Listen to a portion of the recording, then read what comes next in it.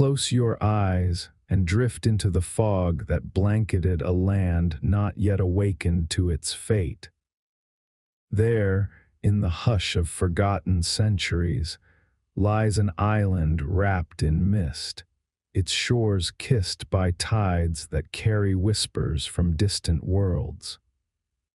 The trees stretch toward the low-hanging skies like silent guardians of memory, their leaves trembling softly in the wind, not from fear, but from something older, something waiting. In those early days, there was no empire, no grand banner, no name spoken in distant courts with awe or dread. Only the earth beneath bare feet, damp and wild, threaded with paths known only to those who wandered without maps. It was a place that had known Rome's footsteps and felt them vanish. A place that once bent under foreign laws, now exhaling after the storm. The silence left behind wasn't emptiness, it was listening.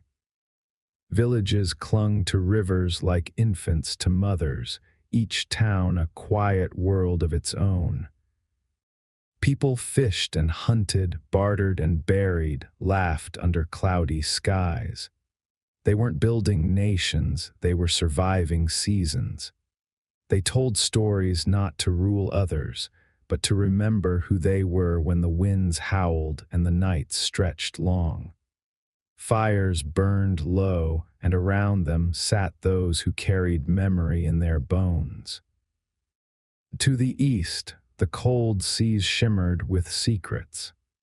Every wave that struck the rocks spoke of places unseen, languages unspoken, lives unlived. The island didn't yet know it would reach for those places one day, but it was beginning to wonder. There was restlessness beneath the stillness, like the breath before a word, or the moment before a heartbeat stirs in the womb. Old stone circles watched the stars, unmoving and unblinking, as if they too were waiting for the story to begin again. Their shadows crawled slowly across the moss-covered ground, marking time not with clocks but with silence. Even the animals seemed to move in reverence, paws and hooves pressing gently into the soft earth, unwilling to disturb what was still becoming.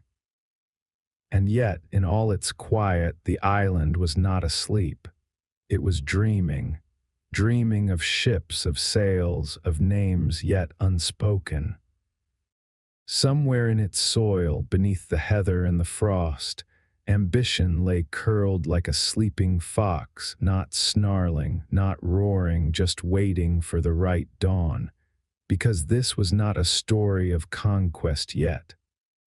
This was the breath before the wind, the hush before the hymn. The world did not look toward the island, not yet, but the island was learning to look back. Before it conquered, it traded. Before it ruled, it listened. The sea, vast and unknowable, was not always a frontier for war. Sometimes it was a classroom. And Britain, still modest and mending, stood at the edge of that restless blue and began to understand something deeper than conquest, connection. It started small, always small. A single boat cutting through morning mist, its sails humming with wind, its hull carved by hands that knew more of tides than of territory. These weren't warships. They bore no flags, no iron, just wood, cloth, and the slow, pulsing hunger of curiosity. They followed the currents like whispers, reaching first for nearby shores, then farther still, chasing rumors of flavors that tingled the tongue and metals that glinted brighter than sunlit waves. And what they found was not emptiness, it was color. The East, already ancient in its empires, opened like a scroll, silk that shimmered like moonlight on still water, spices that sang in the nose, cinnamon, cardamom, saffron, clove, scents that stirred something in the blood, something old and eager. And tea dark and sacred, its warmth spreading like quiet trust. Each item carried not just taste but story, and Britain listened. Ports became murmuring mouths, traders became translators, not just of language but of desire. They brought with them more than goods, maps etched with mystery, sketches of towers and deserts, folded letters from men who wore turbans and walked barefoot across marble floors. The island's people, once wrapped in wool and wariness, began to drape themselves in curiosity. London, that ancient city of stone and soot, slowly transformed into a compass. But the sea teaches lessons beyond wonder. With every wave came choices, not all soft, not all pure. Trade taught negotiation, but it also taught leverage. One port closed, another opened. A gift today, a price tomorrow. In the quiet corners of these transactions, power began to bloom, not loudly, but with purpose.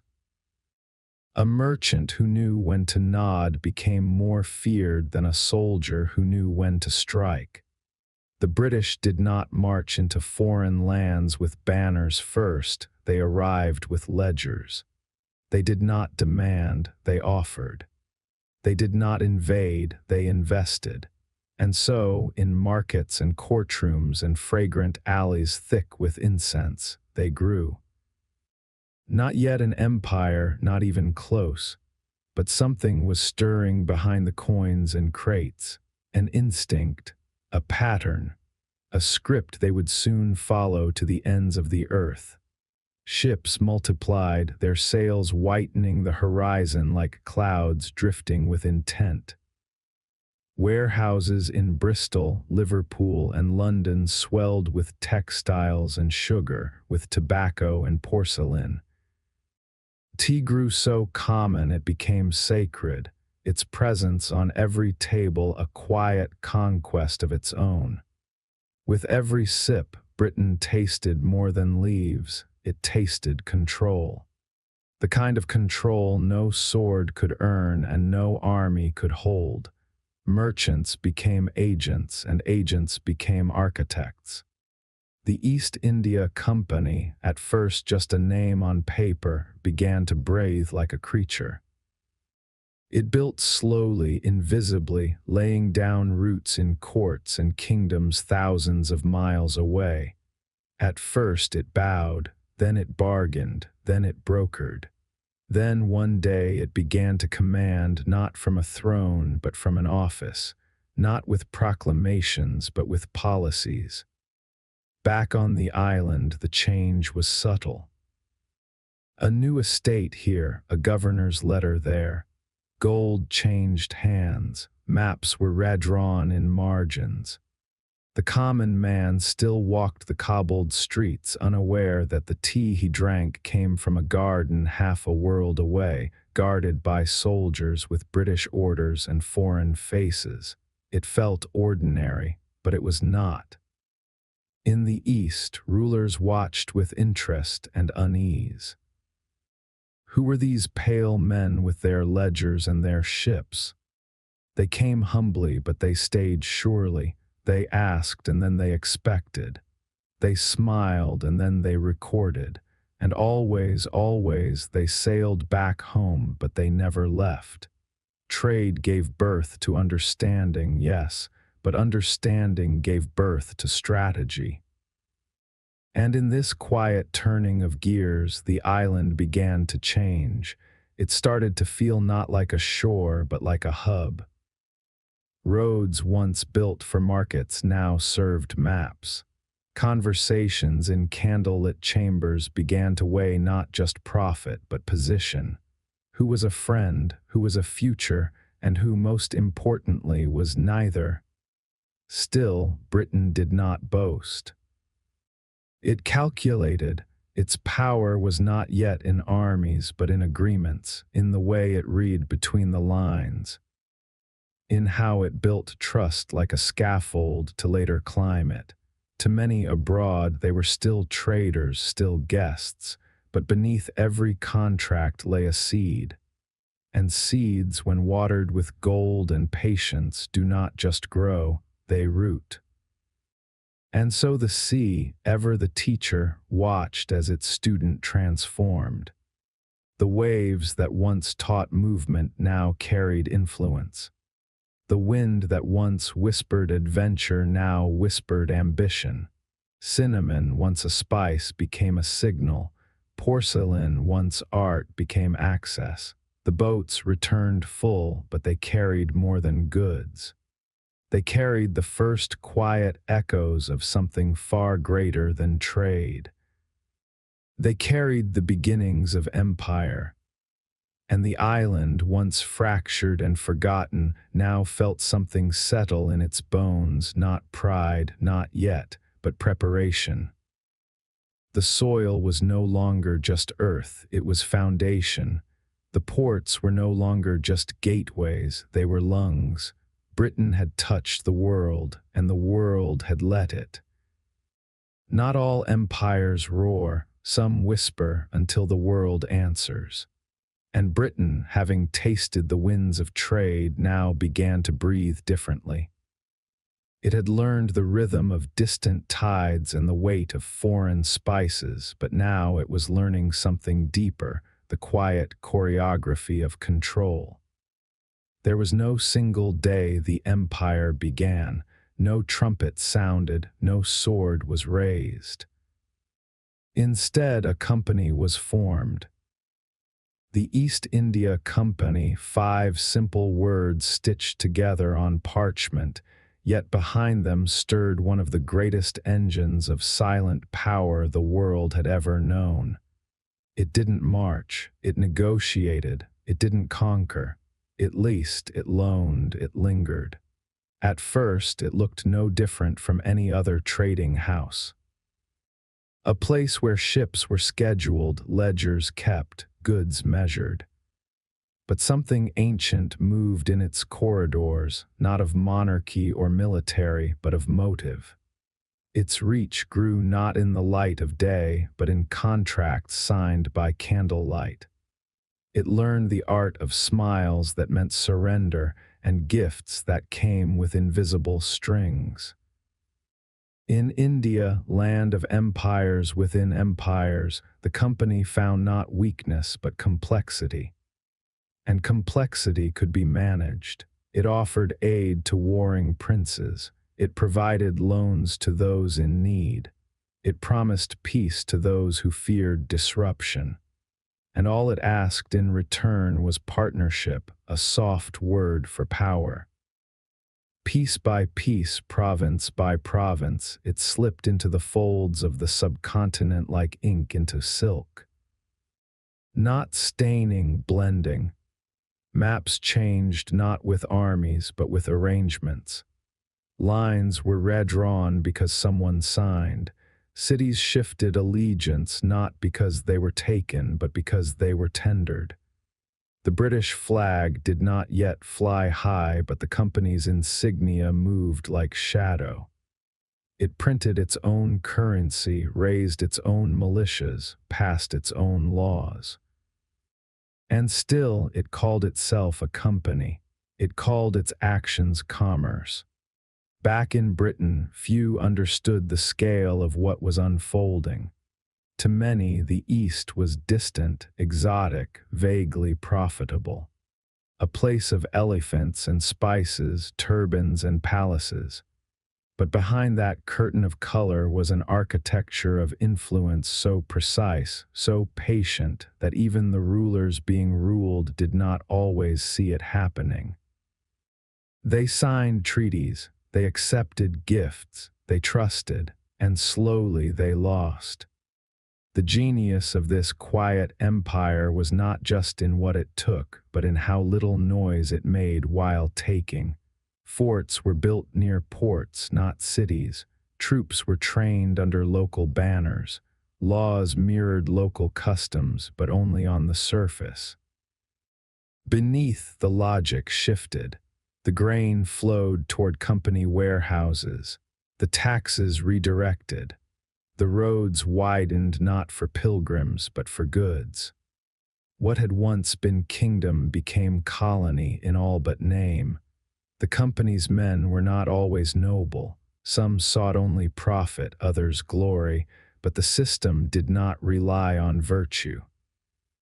It relied on vision, and its vision was vast. It knew that to shape a world, one need not conquer it.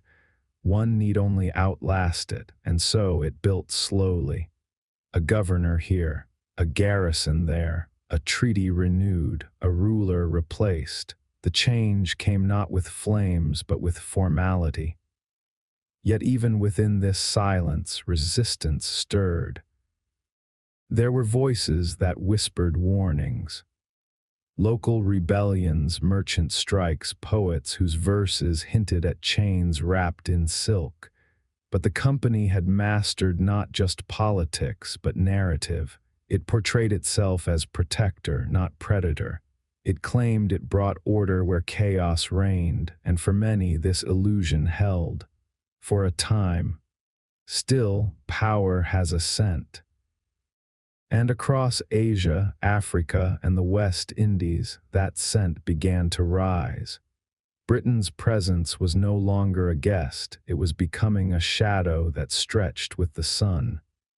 In Africa, coastal forts began to manage not just goods, but people. The transatlantic trade, brutal, inhuman, was folded into the empire's reach without trumpet or trial. It simply became part of the machinery. Somewhere a contract had allowed it. Somewhere a silence had enabled it. At home, London grew bold. Wealth from the East flowed into banks and mansions, into carriages and clubs. Parliament whispered of charter renewals and colonial posts. Poets romanticized the Orient. The public drank its tea and wore its cotton, unaware that both were steeped in subtle submission. The British Empire, though not yet declared, had begun to breathe through every shop window and map room. And still, there was no empire, not officially. That was the genius. No proclamation needed, no war won, just presence, just permanence. In every ledger, every port, every law drafted in languages not native to those who would read them. An empire without a crown, but with many hands, some white, some brown, some paid, some punished, but all moving in one rhythm: expansion. Power, when patient, is rarely noticed, and Britain had become patient. Its merchants learned to negotiate like diplomats. Its diplomats began to think like generals, and its generals, they waited. The sword remained sheathed, but the pen drew blood. Colonialism didn't arrive in uniform, it arrived in envelopes. The East India Company, though still called a company, had become something far more dangerous than an army.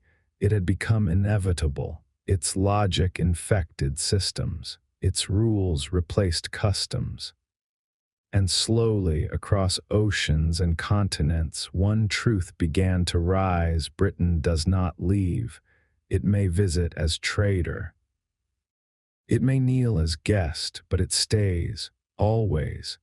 And thus the empire awakened, not with a shout, but with a sigh, a breath that filled boardrooms and battlefields alike, a presence that no longer knocked, it entered. The world did not yet know what had begun, but Britain did. It had opened its eyes, and the rest of the world would not sleep again. As the rain fell on red uniforms, the world began to bend. The soft percussion of droplets against polished muskets did not signal war, not at first, but presence. Presence that did not leave. presence that grew familiar like the scent of a new tree planted in foreign soil. From America's forests to India's plains, the British red coat became more than fabric.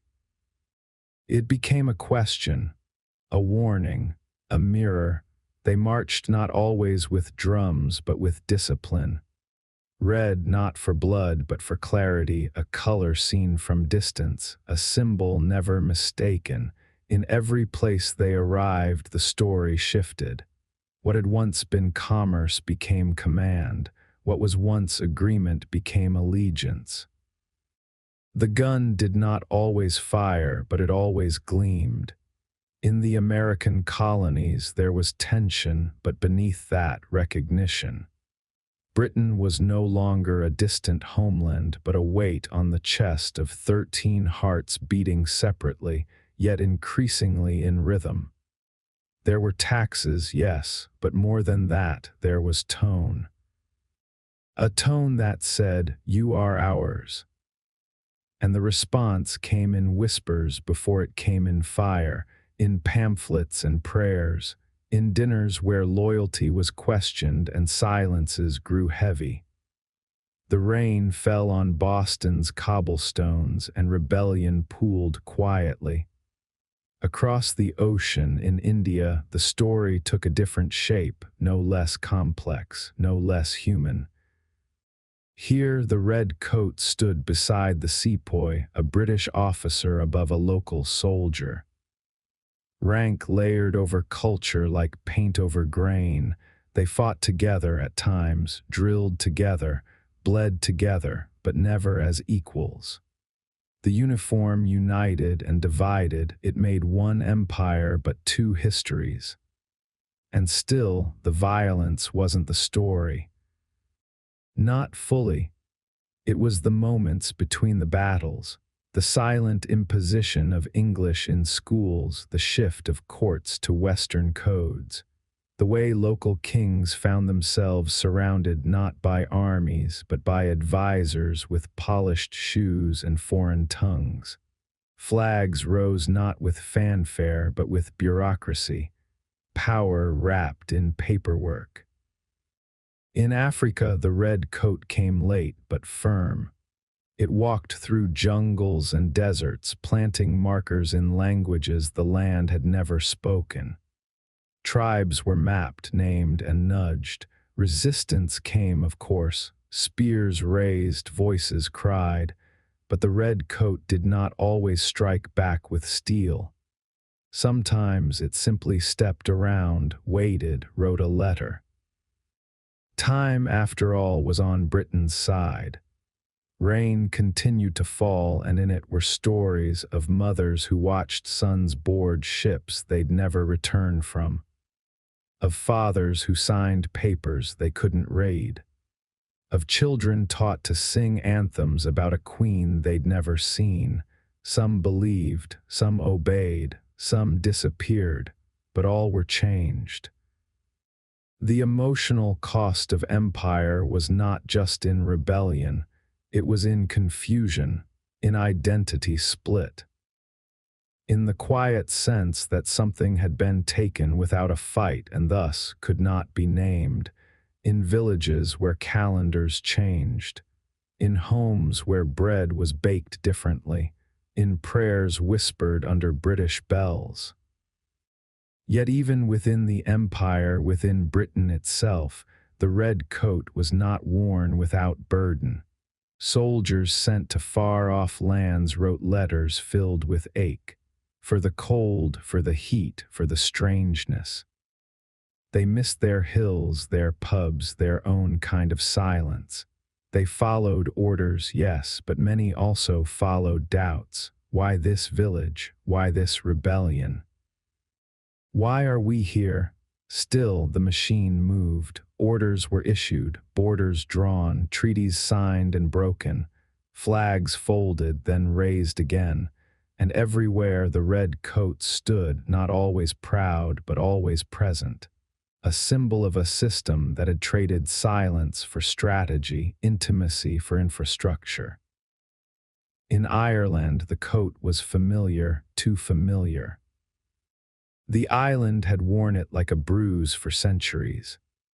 There, resistance was older, angrier, more personal. The rain on that soil held memory. Songs sung underground, names carved in trees, and yet the red coat remained, sometimes as soldier, sometimes as constable, always as question. What does it mean to belong? This empire did not always roar. Sometimes it sighed, sometimes it wept, and sometimes it simply stood still while history bent around it. The uniform did not change, but those who wore it did. Some became hardened, some hollow, some heroic, others cruel, but none untouched. Back in London, portraits were painted, statues raised, victories recorded, but in the colonies, history unfolded in smaller frames in tea stalls and temples, plantations and parlors. There, the empire was not a map, it was a neighbor, a stranger, a shadow that stretched.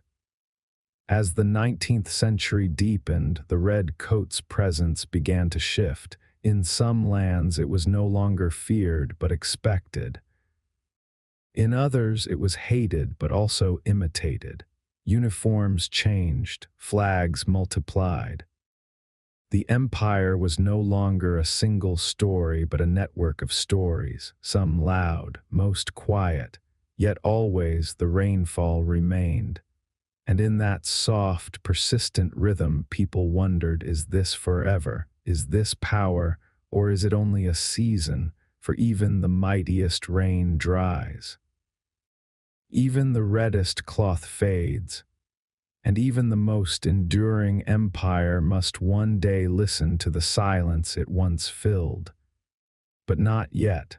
The flag still flew, the boots still echoed, and somewhere in a distant village or crowded city, another soul looked up as the red coats passed, wondering not what they took, but what they changed.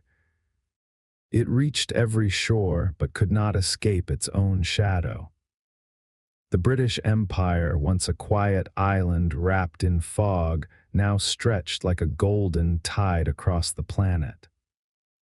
Wherever the sun rose, so too did the Union Jack, fluttering from ships, stitched into uniforms, raised above schools where children recited verses in English, their native tongues fading like mist in morning light. Canada opened its forests and lakes to the red mark of empire. Rail lines carved through its wilderness, stitching vast distances together not with thread but with steel. In Australia, penal colonies transformed into cities. Fields once untouched echoed with English hymns. And in India, trains rumbled across the dust like veins of intention, binding princely states and holy rivers into a single humming network of purpose, not always understood but always present. Africa's coastline, too, bore the footprints of explorers, then traders, then administrators. Borders not drawn by nature, but by negotiation in faraway drawing rooms. Lines that split rivers, mountains, and peoples with no regard for story, only strategy. The map of the world began to look oddly uniform, peppered with names from a single language, stitched together with the threads of ambition. Queen Victoria became more than a monarch. She was myth, a symbol of continuity, of grace, of power that smiled. Her portrait hung not only in palaces, but in post offices, railway stations, and dusty government halls thousands of miles from Buckingham. Her gaze gentle, yet unblinking, a reminder. And yet, in the glow of this worldwide dominion, something flickered.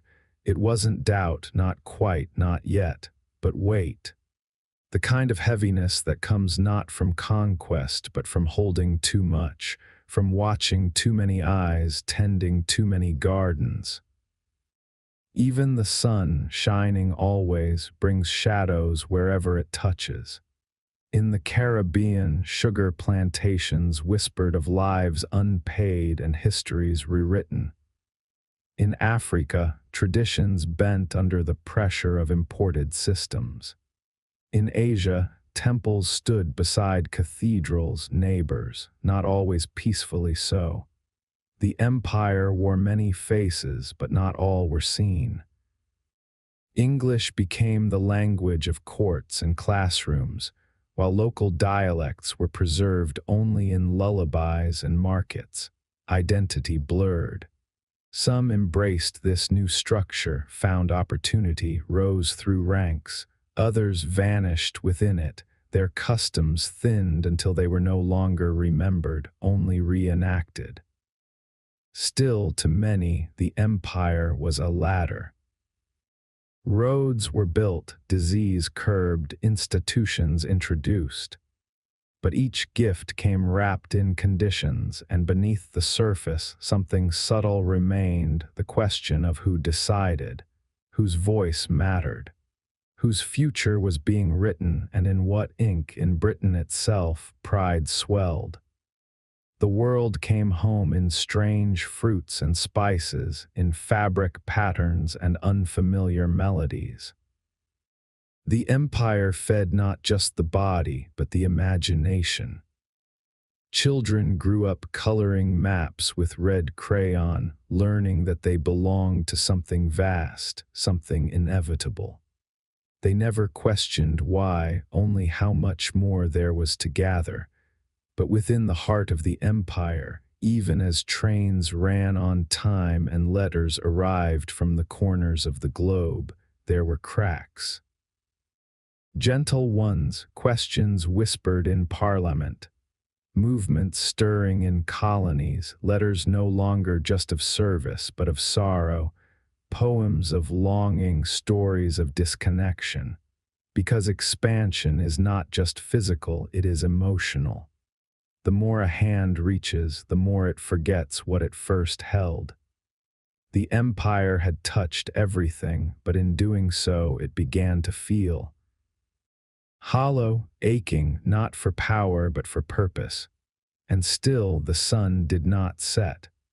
It blazed over Egyptian sand, over Kenyan plains, over Hong Kong's harbor. It poured over jungles and deserts, reflecting off brass doorknobs and polished boots.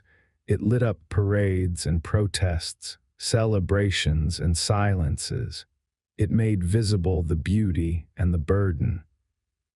In India, the jewel in the crown, morning prayers mixed with railway whistles.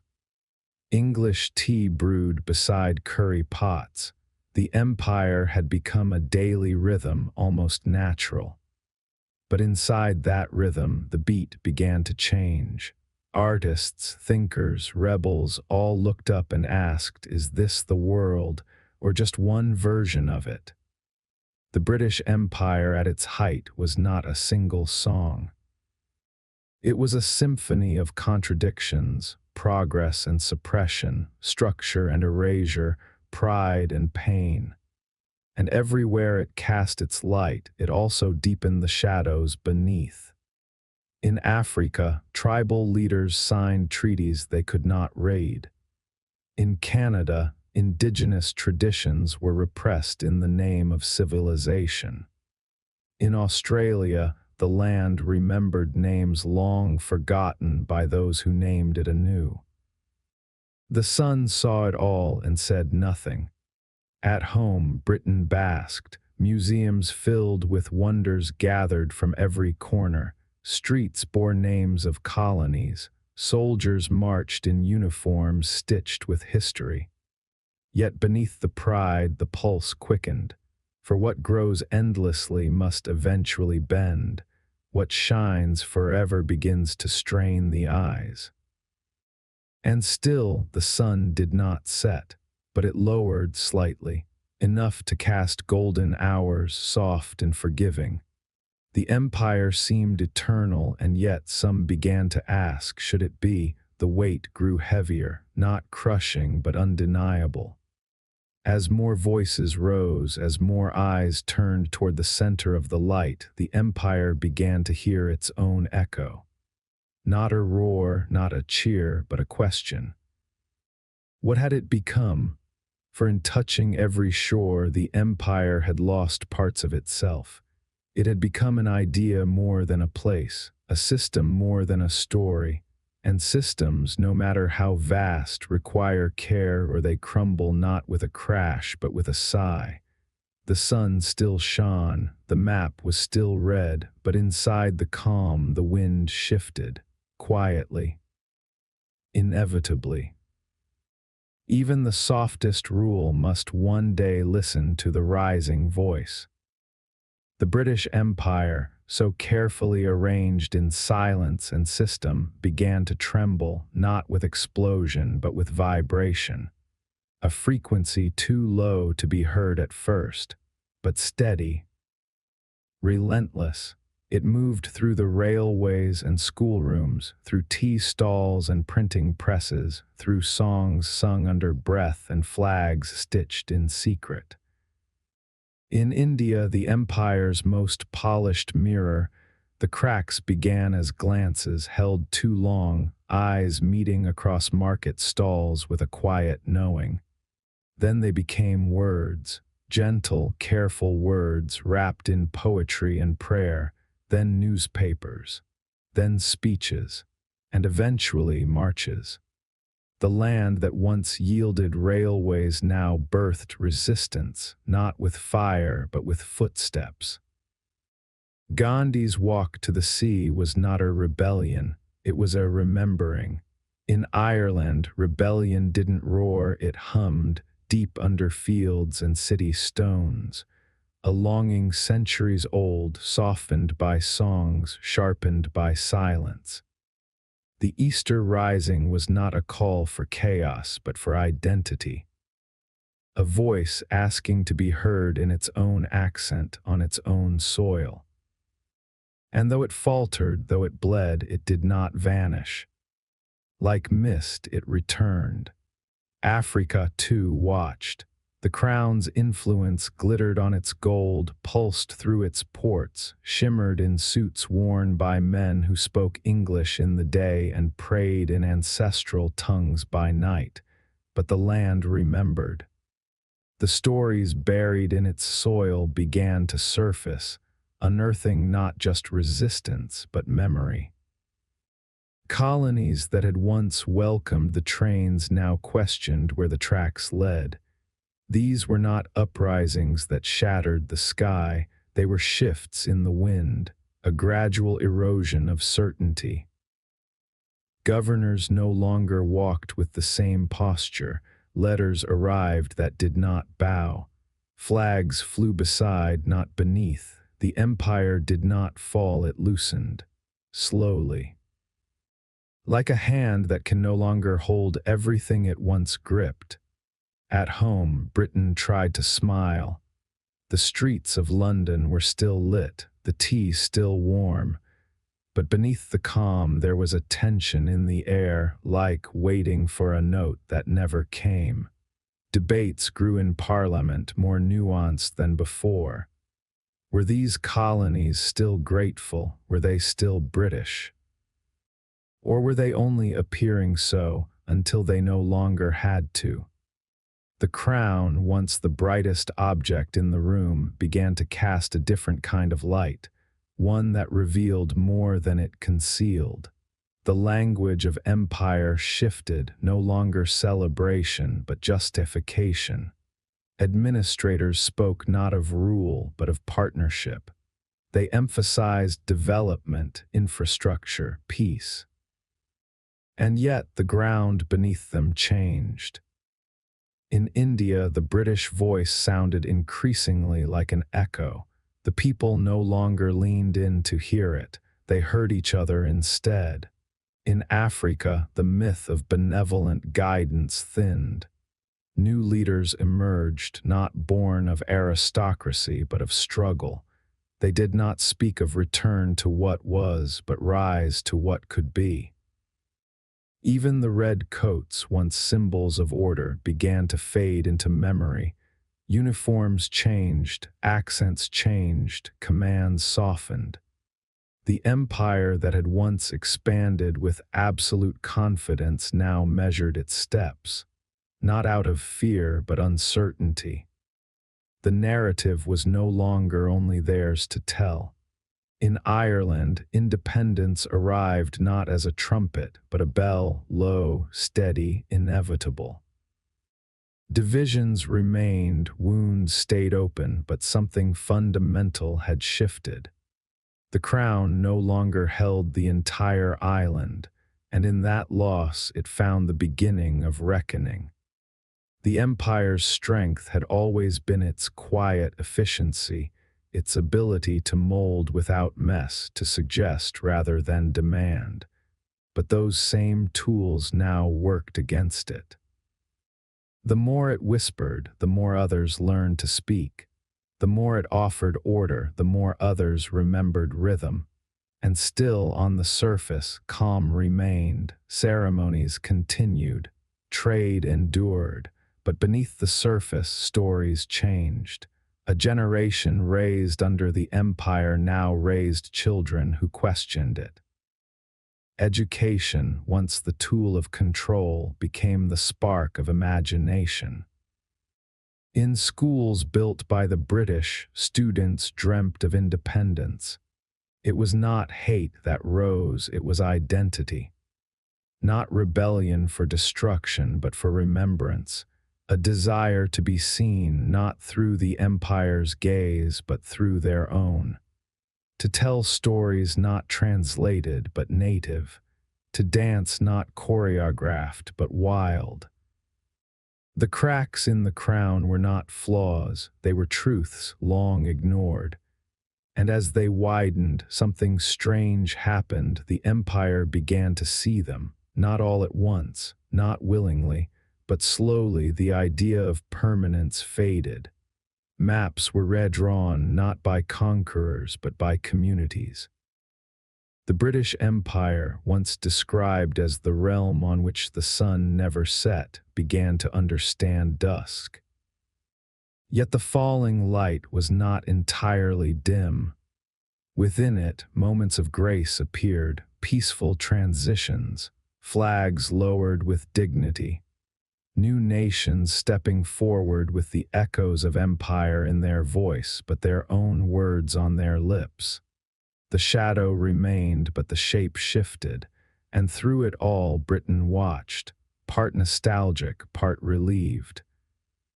The burden had become too large, the control too costly. Perhaps letting go was not defeat, but a kind of awakening. The recognition that no voice should last forever, not even one that spanned the globe. In India, Independence Day came with fireworks and tears. In Ghana, the first African colony to break free, hope filled the air like incense. In Jamaica, music carried pride where once only orders had been heard. And in London, silence followed, not shame, not celebration, just reflection, because every empire writes its own myths. But when the people begin to write theirs, the pages turn faster. The cracks were now lines, the lines now borders, and beyond them voices rose, not in rebellion, but in rhythm. Different, proud, free. It ended not with a war cry, but with a sigh heard across generations. The British Empire, once vast and certain, did not fall in a blaze of collapse, it simply exhaled. One breath after another, slow and deliberate, like an old cathedral emptying after centuries of hymns. The sun, which had once refused to set, now dipped gently behind the horizon, not as a failure, but as a promise kept too long. There were no parades for the end, no bells to announce the final turning. The empire did not mark its farewell with fire. Instead, it faded into conversations, into place names, into clocks still ticking to Greenwich time. A shop in Mumbai still bore an English surname. A court in Kenya still echoed with legal customs born in London. Anthems changed, flags changed, but somewhere beneath the noise, something lingered. Language was the most persistent ghost. English remained, not as a conqueror, but as a common tongue, shared now by voices that once resisted it. Poems written in Ghana, films made in India, speeches spoken in Singapore, all carried the cadence of the island that once ruled them, but the words no longer obeyed. They sang in new rhythms. Even time itself bowed to the echo. Around the world, the hours still aligned with the old empire's clock. Noon in London set the pace for markets in Hong Kong. Flights scheduled in Nairobi still danced with British punctuality. The empire's hand, though no longer present, had adjusted the wristwatches of history. Its architecture stood longer than its armies. Train stations, courthouses, universities, all built in the name of rule, now repurposed by those once ruled. In New Delhi, Victorian facades stood beside banyan trees. In Cape Town, Gothic arches opened into native markets. The stone remained, but the footsteps were different. And yet it was not just what stayed, but how it was remembered. Some saw scars, others saw structure. Some called it a theft, others a foundation. Most saw both. The legacy of the British Empire was not clean. It was layered, honor beside horror, order beside oppression. A legacy built not on balance, but on complexity. In Britain, this echo became a kind of mirror. Generations raised on stories of dominion now heard other voices, ones that spoke of loss, of pride, of pain. The textbooks shifted, statues debated, streets renamed. A nation that once narrated the world now listened, sometimes defensively, sometimes quietly, but always more aware. The British identity, once embroidered with maps, now folded itself inward, no longer the center, but still a part. It was strange at first, being a country, not an empire, to share rather than shape, but over time it became lighter, more human. Less burdened by the task of ruling and more curious about the stories it left behind. In Jamaica, steel drums played beneath the Union Jack long after independence. In Australia, cricket remained not as obligation but as ritual. In India, the railways still carried millions on tracks laid for empire, now journeys of their own. Even in former silence, echoes found rhythm, but echoes are not always kind. Some rang of injustice never answered. Borders drawn in haste became fault lines. Languages enforced became wounds. Families scattered across seas, laws designed for control that outlived their purpose. The sun may have set gently, but its shadow remained in many corners. Still, the closing of an empire is not a vanishing, it is a transformation. What once stood as singular now lives in fragments, in reinterpretations. The British Empire became not a nation, but a network of memory. A presence in surnames, in schoolbooks, in the occasional toast raised to the Queen, even where the Queen no longer reigned. And within that memory there were moments of grace. Countries found pride in having endured. Some even found unity in having emerged from the same empire, shared languages easing diplomacy, shared history deepening dialogue. Commonwealths formed not of rule but of relation. Britain itself, in this new quiet, seemed to become more aware of its own smallness. The vastness that once stretched from the Falklands to Fiji now sat folded into a green island of hedgerows and drizzle. And yet there was a beauty in the shrinking, in the rediscovery of self, in the realization that power need not be global to be meaningful. The empire was gone, but the silence it left behind was not empty. It became a canvas on which former colonies painted futures of their choosing. Some chose pride, others chose reckoning, most chose both. And as they built their nations, they carried echoes, sometimes heavy, sometimes melodic.